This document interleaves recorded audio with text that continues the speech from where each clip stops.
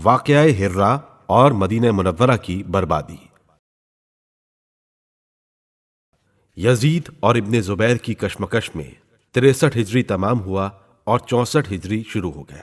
اس مدت میں ابن زبیر کی حکومت مکہ و مدینہ سے بڑھ کر یمن اور حضرہ موت تک جا پہنچی اور کوفے میں بھی اس کا اثر دوڑنے لگا۔ یزید گھبرا گیا۔ ابن زبیر بڑے جوڑ توڑ کے آدمی تھے۔ انہوں نے بنی امیہ کے تمام حکمرانوں کو جو یزید کے مقرر کیے ہوئے تھے مکہ اور مدینہ دونوں سے نکال باہر کیا اور خود ملکی انتظام کرنے لگے۔ اب تو یزید کے غیظ و غضب کی کوئی انتہا نہ رہی۔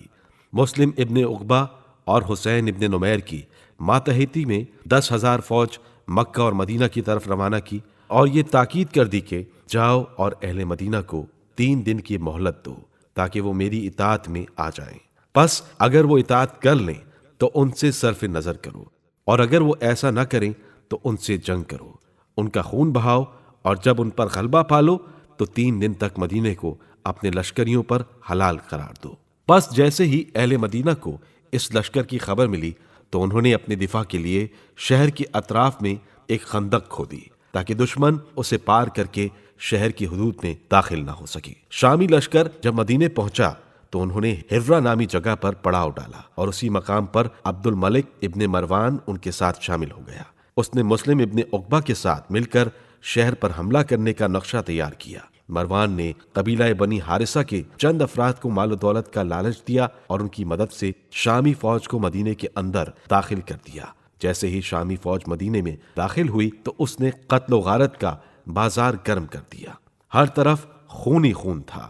مدینے میں موجود کوئی مرد و عورت، بچہ، بوڑھا اور جوان ایسا نہ تھا کہ جو ان کے ظلم و ستم کا شکار نہ ہوا ہو۔ خلاصہ یہ کہ شامی فوج نے مدینے میں اخلاقی اقدار کو خوب پامال کیا اور انسانیت سے گرے ہوئے ہر اس کام کو انجام دیا کہ جس سے روح انسانیت کانپ اٹھے۔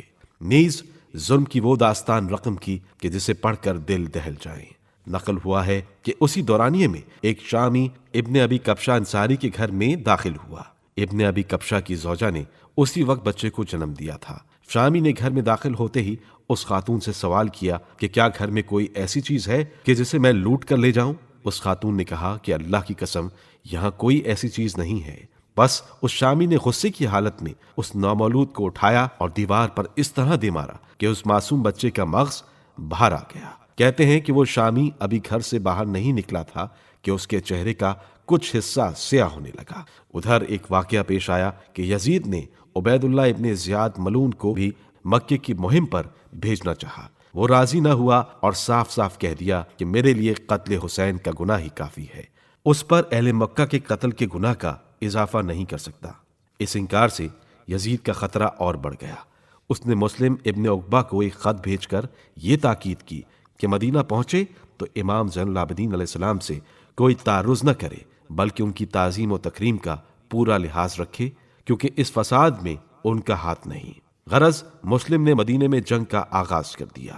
یہ لڑائی واقعہ ہرہ کے نام سے مشہور ہے۔ 28 ذی الحجہ 64 ہجری سے اس کا آغاز ہوا تھا۔ پہلے تو اہل مدینہ نے بڑی دلیری سے فوج شام کا مقابلہ کیا، لیکن جب ان کا سردار عبداللہ ابن متی بھاگ کھڑا ہوا تو ان سب کے قدم بھی میدان سے اکھڑ گئے۔ مسلم ابن عقبہ مدینے میں داخل ہوا اور حکم یزید کے مطابق 3 دن متواتر قتل عام کرتا رہا۔ نوبت یہ پہنچی کہ تمام اصحاب رسول گھروں سے نکل کر پہاڑوں میں جا چھپے۔ تاہم 700 قاریان قرآن قتل کیے گئے اور 80 اصحاب رسول شہید کیے گئے۔ مسلم ابن عقبہ نے یزید کے حکم کے مطابق 3 دن تک مدینے کو اپنے سپاہیوں پر حلال قرار دیا، جس کے نتیجے میں مدینہ منورہ کی 1000 کنواری لڑکیوں کی عصمت دری کی گئی اور ہزاروں خواتین کو جبری زنا کا نشانہ بنایا گیا، جس سے بن باپ کے بے شمار بچے پیدا ہوئے۔ مسجد رسول میں گھوڑے بندوائے، یوں مسجد نبوی کی حرمت کو پامال کر دیا گیا۔ بہت سے غلام تلوار کے گھاٹ اتار دیے گئے۔ پس جب قتل و غارت کا یہ بازار کچھ ٹھنڈا ہوا تو مسلم ابن عقبہ نے باقی بچے تمام افراد کو اکٹھا کیا اور ان سے یزید کے لیے اس انداز سے بیعت لی کہ وہ خود بھی اور ان سب کے ماں باپ بھی یزید کے غلام ہیں۔ تاریخ نے اس بات کو یوں نقل کیا ہے، جب مسلم ابن عقبہ مدینے میں داخل ہوا تو اس نے لوگوں کو کہا کہ تم لوگ یزید ابن معاویہ کی بیعت اس انداز سے کرو کہ وہ جب اور جیسے چاہے تمہاری جان، مال و ناموس تصرف میں لائے، اور جو اس حکم کی نافرمانی کرتا اس کی گردن اڑا دی جاتی ہے۔ اس بیعت سے صرف 2 لوگ خارج تھے، امام سجاد علیہ السلام اور علی ابن عبداللہ ابن عباس۔